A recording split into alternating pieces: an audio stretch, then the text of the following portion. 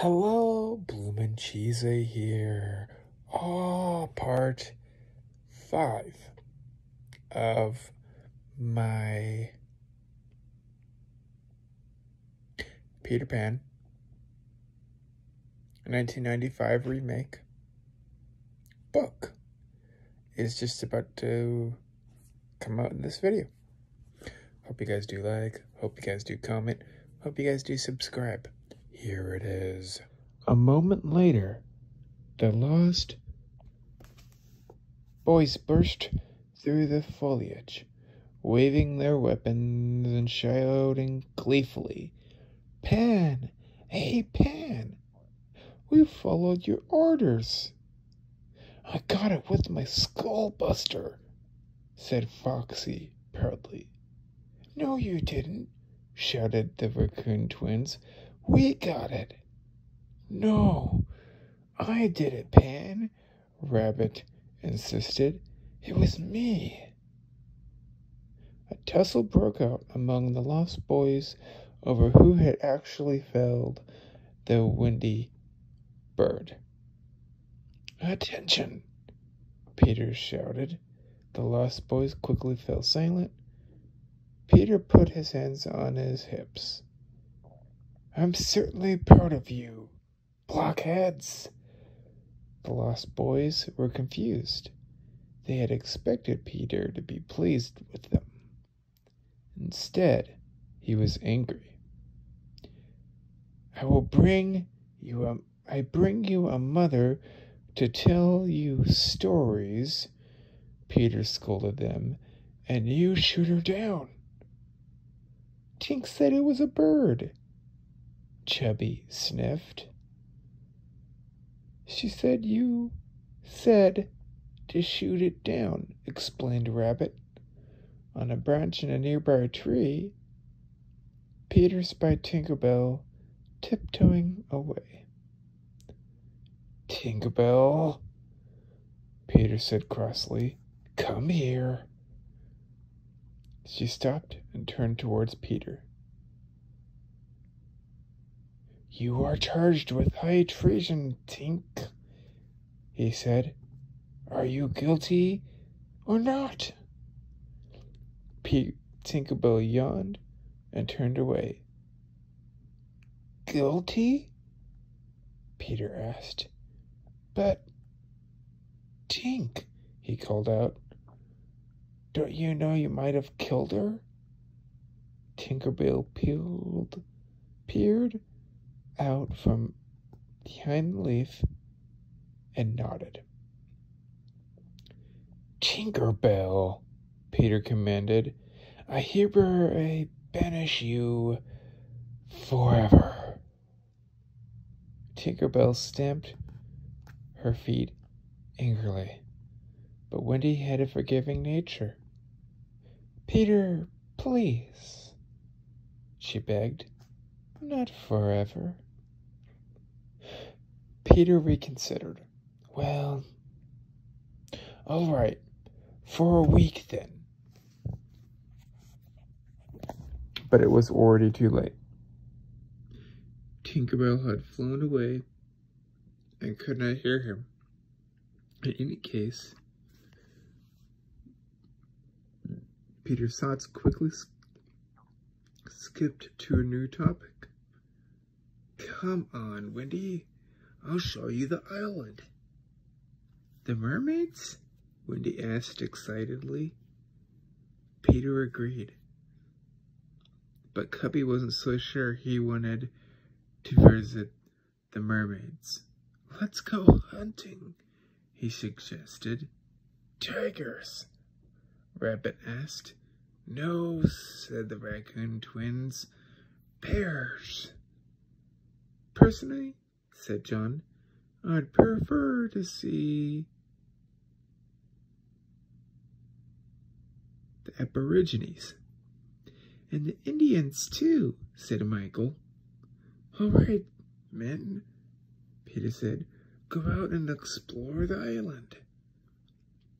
The boys saluted. Peter pointed at John. "You'll be the leader." I shall try and be worthy of my post, replied John with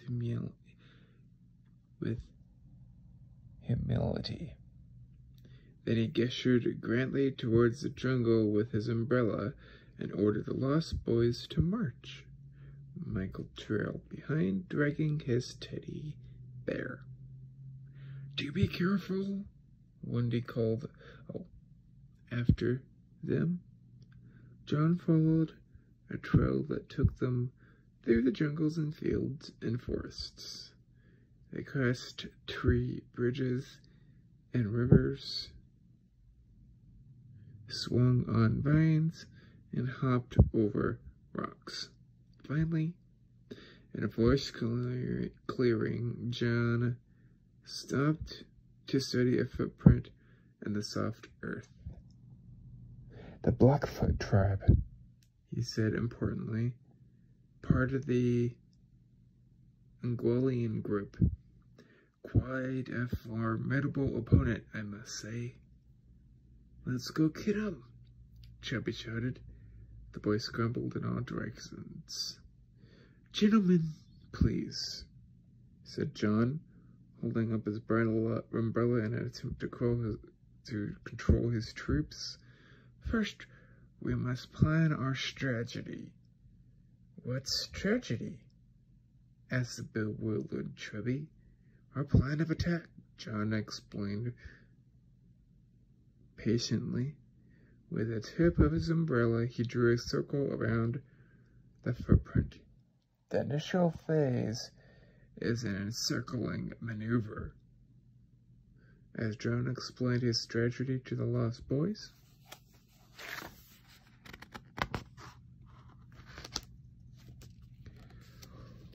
fantastic artwork, by the way. We got a double-page artwork here. Double.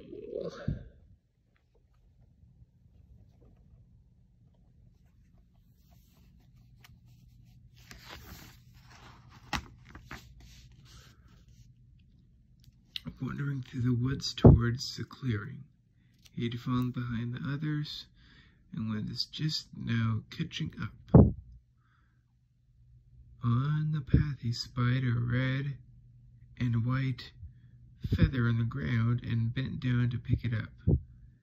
"Now I'm an Indian," said Michael as he put the feather on his hair.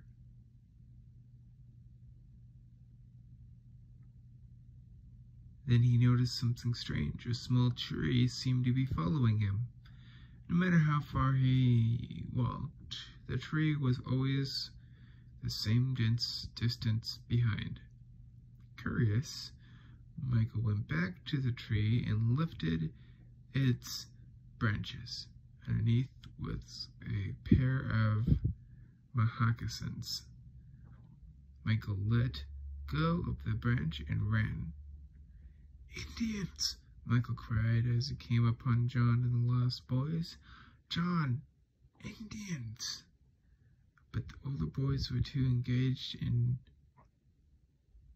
designing their strategy to notice Michael.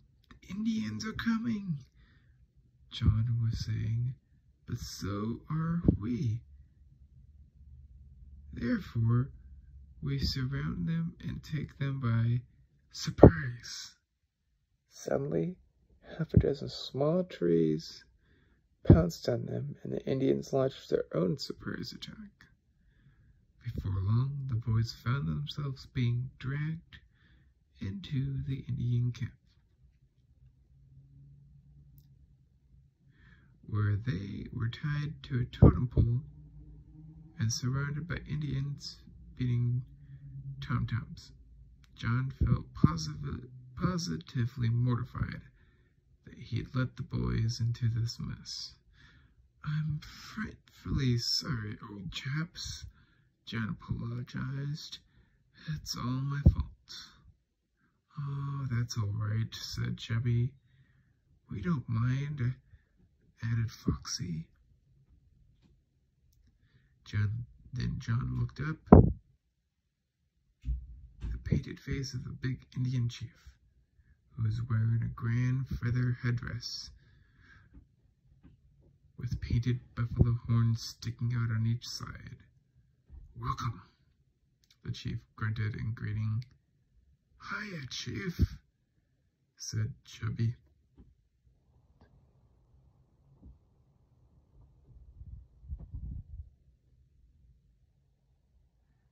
Another artwork. Like it. So much detail.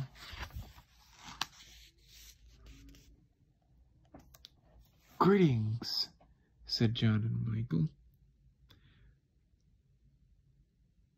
The chief sketched his hands in the air. "For many moons," he said, "we have fought the Lost Boys. Sometimes you win, sometimes we win."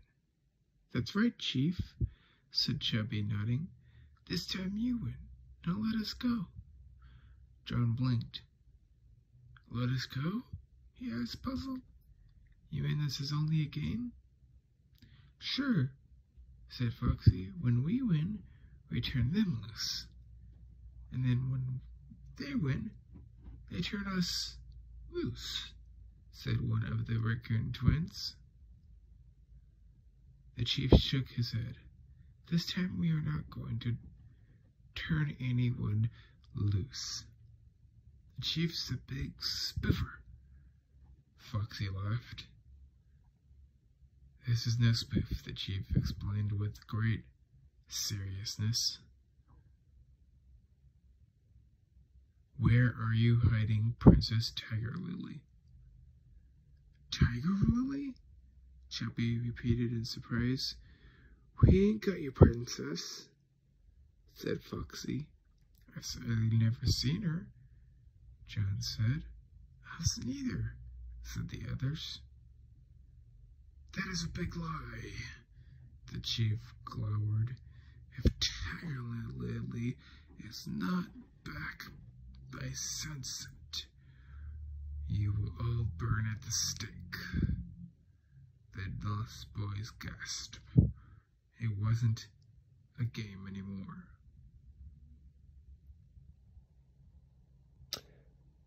Love this artwork.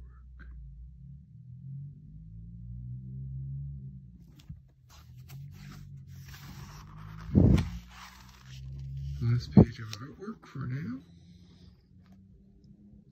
What's to come? What about some mermaids?